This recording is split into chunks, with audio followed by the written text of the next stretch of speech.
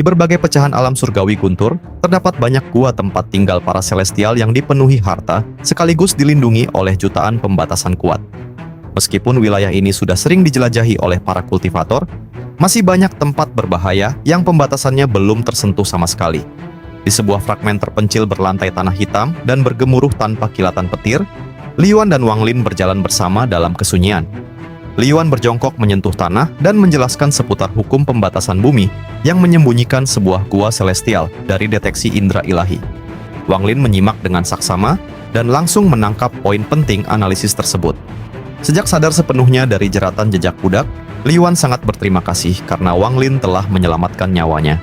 Sebagai balas budi, ia mengajarkan seluruh ilmu pembatasannya tanpa ragu dan memuji pemahaman jenius Wang Lin. Li Yuan juga menyuruh Wang Lin mengambil segenggam tanah pembatasan tersebut untuk bahan membuat kompas, dan berjanji akan membawanya ke kuil warisan keluarga Li untuk mengajarkan pembatasan pemusnahan. Pembatasan pemusnahan adalah satu dari 4 ilmu pembatasan kuno terbesar tingkat void yang kekuatannya setara dengan mantra celestial dan mampu menyegel siapapun. Bahkan ilmu pembatasan 18 plum yang terkenal itu sebenarnya hanyalah cabang kecil dari pembatasan ini. Li Yuan juga jujur bahwa meski keluarganya pernah terpaksa mengajarkan ilmu ini kepada 7 orang luar di masa lalu, tidak ada satupun dari mereka yang benar-benar menguasainya karena mereka tidak memiliki hati pembatasan. Li Yuan berjanji akan memberikan setengah dari hati pembatasan miliknya kepada Wang Lin secara permanen. Setelah itu, Li Yuan merapalkan segel hitam ke tanah untuk menghancurkan pembatasan di depan mereka. Seketika, bumi bergetar dan pembatasan pecah lapis demi lapis hingga memunculkan sebuah gunung celestial dan sebuah pavilion indah. Namun, kondisi tempat itu sudah hancur dan berlubang akibat penjarahan kasar di masa lalu. Tanaman obatnya telah habis dan hanya menyisakan pohon-pohon biasa. Saat mereka sedang berbincang, Li Yuan mendadak terkejut dan menunjuk ke arah istana di atas gunung. Di sisi lain, Wang Lin ikut mengamati dengan cermat dan menyadari sebuah kejanggalan. Pohon di belakang istana hanya bergerak di sisi kirinya saja, sementara sisi kanannya diam mematung. Li Yuan kagum dengan ketajaman mata Wang Lin dan mereka berdua segera terbang mendekat. Begitu mendarat di dekat pohon yang tidak bergerak tersebut, Wang Lin merasakan aura suram yang sangat berbahaya. Di bawah pohon itu, tergeletak 2 kerangka putih. Salah satu kerangka mengenakan sebuah baju zirah kulit yang sangat kasar dengan beberapa retakan alami. Begitu pandangan Wang Lin tertuju pada baju zirah tersebut, matanya langsung terbelalak memperlihatkan ekspresi sangat terkejut yang jarang sekali ia tunjukkan. Dengan wajah suram, ia menyadari zirah itu terbuat dari kulit dewa kuno. Ada rasa sedih yang mendalam di hatinya saat melihat zirah kulit yang terbuat dari mayat rasnya tersebut. Ia secara refleks mengingat tubuh aslinya. Ketika Li Yuan bertanya apakah ia mengenali benda itu, Wang Lin hanya menjawab dengan tenang bahwa zirah itu mirip dengan milik seorang temannya. Li Yuan kemudian fokus memeriksa pohon di dekat kerangka. Ia merapalkan pembatasan 18 plum untuk memecah ruang di sekitarnya. Seketika, ilusi pohon dan kerangka hancur seperti cermin pecah dan menyisakan sebuah array transfer yang memancarkan cahaya lembut. Li Yuan menjelaskan bahwa kerangka berbaju zirah tadi hanyalah fata morgana untuk menjebak orang. Mereka berdua menyimpulkan bahwa pembatasan ini belum pernah dibongkar sebelumnya, dan bocornya cahaya pembatasan tersebut murni karena faktor usia, atau memang jebakan sengaja dari kultivator lain. Tak lama kemudian, array transfer mulai tidak stabil dan menunjukkan tanda-tanda akan runtuh karena benturan energi spiritual.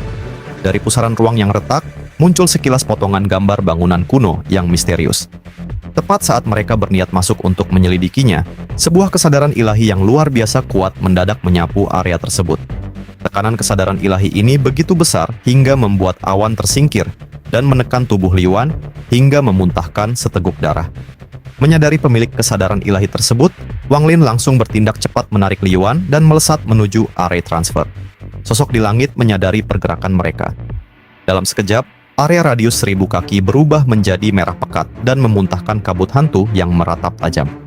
Wang Lin fokus pada kecepatan penuh untuk menembus kepungan, sementara Li Yuan melepaskan ratusan pembatasan 18 plum demi menghalau hantu-hantu kabut merah tersebut. Tepat saat Wang Lin tinggal selangkah lagi menuju pusat teleportasi, sebuah dengusan dingin bergema. Ruang darah padatkan. Seketika ruang di sekitar mereka membeku dengan tekanan yang sangat dahsyat, seolah-olah ada tangan raksasa tak terlihat dari langit yang meremas area tersebut untuk menghancurkannya. Gerakan Wang Lin langsung melambat drastis seperti memikul gunung, dan ia bahkan tidak bisa menggerakkan tangannya untuk mengambil harta miliknya. Dari kejauhan, seberkas cahaya merah melesat cepat ke arah mereka, dengan membawa niat membunuh yang tak terbayangkan. Dalam situasi hidup dan mati, Wang Lin langsung membuka mata ketiganya untuk memancarkan lampu merah berbentuk kipas. Lampu merah ini sengaja diarahkan ke Li Yuan untuk membuat tekanan ruang yang mengikat tubuhnya seketika melonggar. Di sisi lain, Li Yuan tidak menyia-nyiakan kesempatan. Dengan wajah pucat, ia menekan dahinya dan mengeluarkan seberkas cahaya hitam pekat yang menjelma menjadi huruf rune raksasa di udara. Hati pembatasan, hancurkan, teriak Li Yuan dengan dingin. Pembatasan pemusnahan tersebut meledak hebat hingga pecah menjadi ribuan garis hitam yang membawa pola aneh dan berhasil menahan bayangan merah leluhur darah. Ledakan dahsyat itu membuat ruang tidak stabil. Wang Lin langsung menyambar Li Yuan dan bergegas melompat ke dalam area transfer yang hampir hancur dan menghilang dalam sekejap. Tepat sebelum tubuh mereka terteleportasi sepenuhnya, Wang Lin menghancurkan altar area transfer tersebut dari dalam agar tidak bisa dilacak. Tak lama kemudian, sosok merah darah mendarat di bekas tempat teleportasi. Dengan penuh amarah, ia menginjakkan kakinya ke tanah dengan kekuatan penuh. Sebagai kultivator Nirvana Cleanser, kekuatannya terlalu besar untuk ditampung oleh alam surgawi guntur. Akibatnya, tanah hitam retak parah layaknya naga gila yang menjalar. Sementara langit terbelah memuntahkan jutaan celah spasial. Dan dalam waktu setengah jam, seluruh fragmen pulau terbang itu runtuh total dan musnah selamanya ke dalam kehampaan. Kehancuran fragmen ini memicu pusaran ruang raksasa yang menyedot rantai guntur penghubung antar pulau, sehingga menyebabkan seluruh alam surgawi guntur berguncang. Namun, leluhur darah tidak peduli karena yang ia inginkan hanyalah putrinya. Bocah kecil Wang Lin, kau tidak akan bisa lolos lagi. Geramnya sebelum melesat pergi mencari kepecahan pulau lain. Di sisi lain, Wang Lin dan Li Yuan terlempar ke sebuah altar rusak setinggi 100 kaki di dalam sebuah lembah sunyi yang gelap. Langit di tempat ini dipenuhi keretakan ruang yang bisa melahap kesadaran ilahi. Li Yuan yang terluka parah langsung duduk bermeditasi untuk memulihkan diri, sementara Wang Lin berjaga di sampingnya. Wang Lin menyadari leluhur darah mengincarnya untuk mencari tahu keberadaan Yao Xixue. Ia kemudian mengeluarkan bola pembatasan dan membebaskan Yao Xixue yang telah terkurung selama 100 tahun. Dengan tatapan rapuh namun penuh kebencian, Yao Xixue mengejek Wang Lin. Aku bisa merasakan mantra darah ayahku. Kau ketakutan. Lepaskan aku atau tidak, ayahku akan tetap memburumu sampai mati. Mendengar ancaman itu, mata Wang Lin menjadi dingin. Tanpa banyak bicara, ia kembali menyegel Yao Xixue ke dalam bola pembatasan dan menyimpannya ke tas. Ia menegaskan bahwa melepaskannya atau tidak, semua tergantung pada keputusan leluhur darah itu sendiri. Saat Li Yuan terbangun, ia bertanya dengan panik siapa sosok mengerikan tadi. Wang Lin meminta maaf karena telah menyeretnya dan menyarankan agar mereka berpisah demi keselamatan Li Yuan. Li Yuan menebak bahwa leluhur darah setidaknya berada di tahap Nirvana Cleanser. Namun, ia menolak pergi dan memilih membantu Wang Lin mencari jalan keluar. Li Yuan kemudian memeriksa tanah dan ranting pohon di lembah tersebut tanpa menyebarkan kesadaran ilahi. Demi menyelidiki area atas, ia meminta bantuan boneka penjaga surgawi milik Wang Lin untuk menahan keretakan ruang yang menghadang di udara. Saat terbang tinggi, sebuah celah spasial raksasa mendadak muncul dan hampir melahap Li Yuan. Melihat itu, Wang Lin dengan cepat melempar layar gunung dan sungai ke langit untuk menyerap retakan tersebut dan menarik Li Yuan kembali ke tanah. Meskipun berbahaya, wajah Li Yuan justru memancarkan kegembiraan luar biasa. Dengan senyum tipis, Li Yuan bertanya kepada Wang Lin apakah ia tahu tempat apa ini. Ia kemudian menjelaskan bahwa para Celestial zaman dulu tidak menggunakan tas penyimpanan, melainkan membuka ruang dimensi mandiri untuk menyimpan barang-barang mereka. Tempat mereka berdiri saat ini adalah ruang penyimpanan para Celestial yang sudah sangat tua, hingga ruangnya mulai bocor dan memunculkan retakan. Mendengar penjelasan tersebut, mata Wang Lin seketika berkilat misterius. Ia bertanya kepada Li Yuan jika ruang penyimpanan ini runtuh, apakah semua yang ada di dalamnya akan ikut hancur lebur tanpa sisa. Li Yuan mendadak tertegun saat menyadari arah pikiran Wang Lin.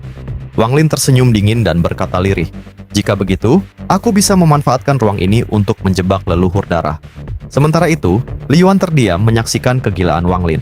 Di saat orang lain pasti memilih kabur dan bersembunyi ribuan tahun dari kejaran kultivator Nirvana Cleanser, Wang Lin justru bertekad membalikkan keadaan. Li Yuan merasakan darahnya bergejolak hebat. Ia merasa rencana nekat ini bagaikan sebuah upaya gila untuk membunuh dewa. Mengingat hutang budi besarnya karena telah dibebaskan dari kutukan jejak budak, Li Yuan tanpa ragu ikut membantu. Rencananya, mereka akan menjarah isi ruang penyimpanan Celestial ini terlebih dahulu. Lalu Liyuan akan memasang titik-titik pembatasan pemusnahan di area tertentu agar dimensi ini bisa diledakkan kapan saja untuk menjebak leluhur darah. Tanpa membuang waktu, mereka bergerak menyusuri tebing sambil menghindari retakan ruang untuk menuju lembah pertama. Di sana, sebuah pintu masuk berkabut ilusi menghadang. Liyuan yang terlalu percaya diri langsung merapalkan mantra pembongkar kabut dan hendak melangkah maju. Namun, Wang Lin yang lebih jeli menahan lengannya. Benar saja, begitu penjaga surgawi dikirim masuk sebagai umpan, kabut tersebut mendadak memadat menjadi ribuan anak panah spiritual yang melesat mematikan. Pemilik ruang ini sengaja memasang jebakan berlapis untuk mengelabui para ahli pembatasan yang gegabah. Untuk mengatasinya, boneka penjaga surgawi melesat maju, melepaskan pukulan badai guna menciptakan pusaran angin. Sementara, Wang Lin melemparkan bola petir murni dari jiwa asalnya ke pusat pusaran untuk membekukan kabut jebakan tersebut. Di saat yang sama, Liyuan bergerak cepat menandai mata pembatasan di tebing tenggara dan selatan. Lewat koordinasi yang apik, penjaga surgawi menghantam tebing selatan, sementara sambaran petir Wang Lin menghancurkan tebing timur. Benturan itu memicu angin besar yang menyapu seluruh kabut dan mengungkap isi lembah.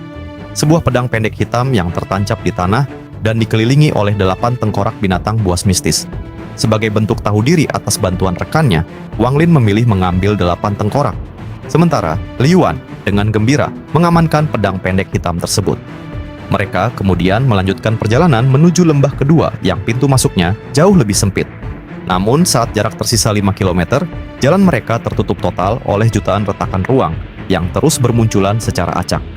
Karena teleportasi biasa mustahil dilakukan di dalam dimensi mandiri ini, Wang Lin meminta Liyuan menunggu. Ia kemudian duduk bersila dan mengetuk 9 titik vital di tubuhnya, hingga wajahnya memerah pekat untuk memicu teknik terlarang. Lalu, melepaskan layar gunung dan sungai guna menambal sementara retakan ruang di depannya. Detik itu juga, penjaga surgawi mencengkeram tubuh Wang Lin dan melemparkannya ke depan dengan kekuatan penuh. Lemparan dahsyat itu melontarkan Wang Lin sejauh 2,5 km di udara, sebelum akhirnya layar gunung dan sungai mulai robek akibat tekanan dimensi. Tepat sebelum kecepatannya habis, Wang Lin mengaktifkan mantra pelarian cahaya darah. Teknik pelarian tercepat yang ia pelajari di tanah roh iblis. Tubuhnya memancarkan kilatan merah darah sebanyak 9 kali berturut-turut sehingga memicu ledakan kecepatan ekstrim setara teleportasi yang hanya bisa ditanggung oleh tubuh puncak asendan. Dalam sekejap mata, Wang Lin berhasil mendarat di mulut lembah kedua dengan wajah pucat dan meninggalkan Liyuan yang menatapnya dengan takjub dari jarak 5 km di belakang. Ia kemudian menatap pintu masuk lembah kedua yang tampak kosong. Demi mendeteksi jebakan, Wang Lin melepas puluhan pembatasan berbentuk bunga prem. Saat pembatasan itu masuk dan lenyap tanpa riak, Wang Lin segera membuka mata ketiganya. Melalui pancaran lampu merah tersebut, ia berhasil melihat sebuah layar cahaya transparan yang dijaga oleh sesosok bayangan iblis tak terlihat. Wang Lin sengaja menarik mundur bunga premnya untuk memancing bayangan iblis keluar. Ketika layar cahaya di pintu masuk menipis karena bayangan iblis mengejar umpannya, Wang Lin melesat maju. Di saat mata ketiganya telah mencapai batas, ia memusatkan energi pedang Ling Tianhou di ujung jarinya dan menekannya ke layar cahaya hingga terbentuk sebuah celah. Wang Lin langsung melompat masuk tepat saat bayangan iblis itu meraung murka dan mengejarnya. Begitu berhasil masuk, mata ketiga Wang Lin menutup otomatis. Pemandangan di dalam lembah ternyata sangat mengerikan. Tanah cokelat dipenuhi puluhan ribu kerangka yang sedang digerogoti oleh serangga-serangga aneh. Di tengah lembah, tertancap 8 pedang hitam pendek yang mengelilingi sebuah tengkorak binatang raksasa bertaji 4. Saat Wang Lin bergerak cepat menyambar tengkorak tersebut, 8 pedang pendek langsung melesat menyerangnya. Sementara, bayangan iblis mengincar dari belakang. Dalam kondisi kritis, Wang Lin tetap tenang dan merapalkan mantra stop untuk membekukan gerakan 8 pedang selama sesaat. Tepat ketika ia merasakan hawa dingin bayangan iblis mendekat untuk melahapnya, Wang Lin langsung mencambuk kekosongan menggunakan cambuk karma hingga terdengar erangan teredam. Dengan gerakan sehalus air mengalir, ia langsung memasukkan tengkorak raksasa itu ke tas penyimpanannya. Namun, bahaya belum usai. 8 pedang pendek kembali bergerak dan membentuk formasi pedang melingkar yang mengunci Wang Lin. Di saat yang bersamaan, kerangka di tanah memuntahkan kabut hijau pekat berbentuk bayangan menyeramkan, sementara serangga pengunyah tulang ikut mengerumuninya. Pintu keluar telah diblokir dan seluruh lembah tersegel total. Mata Wang Lin berkilat ganas. Ia menyadari bahwa seluruh isi lembah ini dibawa dari luar, yang berarti gunung tersebut tidak memiliki fondasi kokoh. Wang Lin segera melesat ke dinding tebing, lalu menghantamnya dengan seluruh energi spiritual dan petir murni di tubuhnya. Ledakan dahsyat itu meruntuhkan bebatuan gunung hingga membuat tanah bergetar hebat. Merasakan getaran tersebut dari jarak 5 km, penjaga surgawi yang terhubung dengan batin Wang Lin langsung menghantam sisi luar gunung dengan pukulan bertenaga raksasa. Benturan kedua ini membuat gunung terangkat 10 kaki. Boneka itu lalu menyusup ke bawah gunung dan memikul seluruh beban gunung tersebut di punggungnya sebelum mendorongnya naik puluhan kaki lebih tinggi. Guncangan ekstrim ini membuat 8 pedang pendek lumpuh. Kabut hijau dan serangga-serangga langsung mengabaikan Wang Lin dan berhamburan ke bawah kolong gunung yang terangkat. Setelah mencapai ketinggian tertentu, penjaga surgawi membanting gunung itu kembali ke bumi hingga meremukkan seluruh ruang penyimpanan dan memunculkan jutaan keretakan dimensi baru. Bayangan iblis tak terlihat pun lenyap tanpa bekas akibat dampak mengerikan ini. Sementara itu, Wang Lin segera keluar dari lembah pertama dan melihat bahwa getaran dahsyat tadi telah meruntuhkan sistem pertahanan di lembah ketiga. Mengingat penjaga surgawi sudah kehabisan energi dan kembali bersembunyi di bayangannya untuk memulihkan diri, Wang Lin langsung melesat ke lembah ketiga bersama Li Wan yang menyusul di belakangnya. Pintu masuk lembah ketiga telah hancur terbuka dan memperlihatkan sebuah kuil kecil tanpa pintu. Di dalamnya tergeletak 2 kerangka. Salah satunya mengenakan zirah kulit dewa kuno, sementara kerangka lainnya memiliki jari-jari emas yang telah menembus dan meremukkan tengkorak pemakai zirah. Setelah mengambil zirah kulit dewa kuno yang memancarkan aura kesedihan dan berdarah tersebut, Wang Lin segera menyusul Li Wan yang sibuk mematahkan jari-jari emas dari kerangka kedua untuk masuk lebih dalam ke kuil. Di lantai 1, terdapat 9 lukisan kuno yang menarik perhatian Li Wan. Lukisan-lukisan itu melukiskan seorang raksasa bermata dingin dengan 8 bintang di dahinya yang sedang dikepung oleh ribuan celestial.